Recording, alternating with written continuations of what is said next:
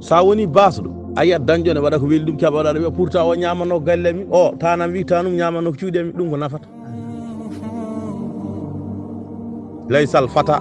man yaqulu kana abi ɓiɗɗo wona biya o babam ko ni wano a fiyat becce ma tan mbiya mbiɗomi tawi babam ne jogui milliard uji hajam ala mi liggi tan dañi walla baba so basɗo wona ko saaha mum mi liggimo mbiɗomi kono tanamen ko ɗum gonno ɗum ko bolle puyɗe tinno ɗen hoto yimɓe gon holla haɗa en wuuro fof ngo garɗa nayyi ne mbayno leydi baali ne mbayno leydi guese ne mbayno leydi kono galle naɗɗa fof a dañta tarodde a dañta ndiyam ko jarɗa mo pottuɗa fof ɓorni ko tekkere ne wayno jellotoɗo ni iwene ɗum yawi en fina tan paya pete ñalla galle pew tuufe jene ye gande ken daɗaɓe eɗen mbaɗane noon daari ama sampolil fimo to gawal silama ka weddimo ga wamre ɗum ɗo ko kecci hay hen dara wona goto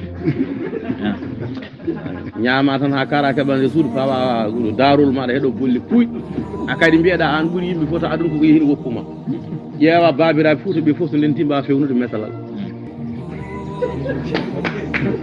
mesalal ko ñotirte ko babiraɓe fouta ɓe fof so ndenti kamɓe fof mbawa fewnude mesalal gotal te tubakoɓe nani enda yaade dow lewru walla jeehi garti nan dutto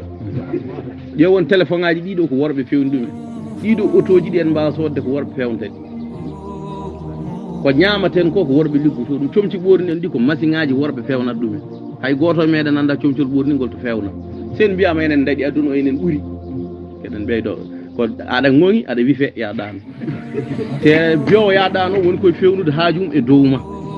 tawi kadi no nafatamo kanko nafatama an gonɗo e funtede o ɗum noon ellaji men kaalen cafren